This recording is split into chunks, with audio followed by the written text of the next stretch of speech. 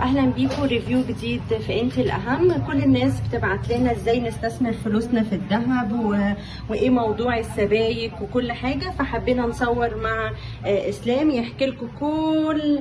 ازيك يا اسلام؟ احكي لهم بقى السبائك ايه، ازاي يقدروا يعرفوا يختاروا السبائك. السبائك بنتكلم مثلا في اول وزن 5 جرام.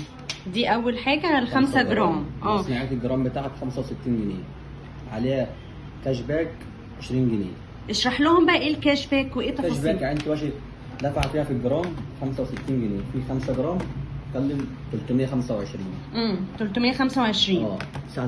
ساعة البيع بنشوف سعر الدهب كام، بنزود عليه 20 جنيه. يعني مثلا النهارده الدهب 2720، زائد 20 جنيه في ال 5 جرام، انت كده معوضها منها 100 جنيه صناعيه، ناقص 325 ناقص ال 100، ما انت يعتبر دافعه فيها 225 جنيه مصنعيه.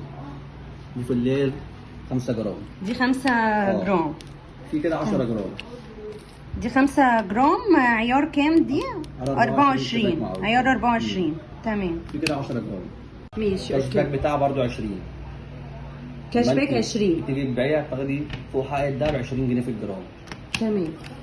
في كده جنيهات.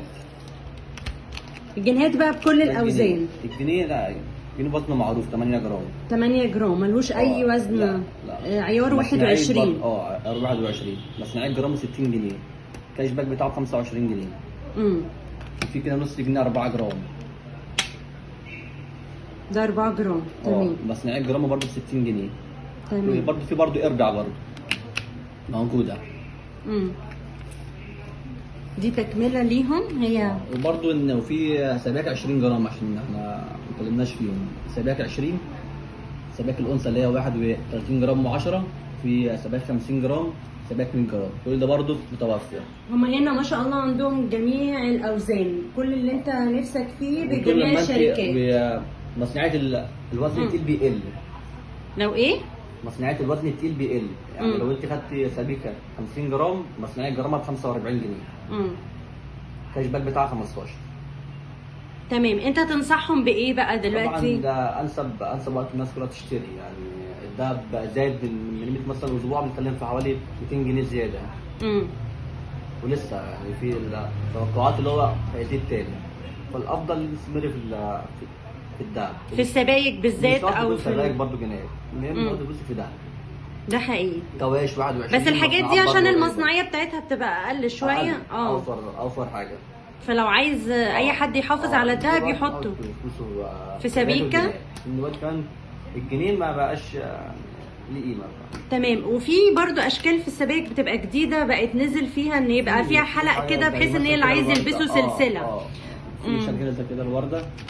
بصوا لو عايزه، في الناس عايزه تلبسه سلسله كمان بتعمل فريم بس وبتلبسه برضه. شكلها شيك قوي الورده دي. تمام. ورينا بقى كل في اشكال مختلفه. بصوا في قلبها كده، ورينا الاشكال بتاعتها المختلفه للي عايز ايه. اسم الشركه كده في الورده. في اشكال بقى السبيكه نعمل لها برضه فريم. والجنيه كمان ممكن يعمل له فريم، وتبقى انت شلتي الجنيه الذهب وفي نفس الوقت لبستيه. يعني في اسم الشله ولبسه في نفس الوقت. حلو قوي. زينه وخزينه. زينه وايه؟ وخزينه. انتوا استنونا تاني وريفيو جديد، واكتبوا لنا يا ريت في الكومنت لو اي مكان حابين تروحوه قولوا لنا عليه.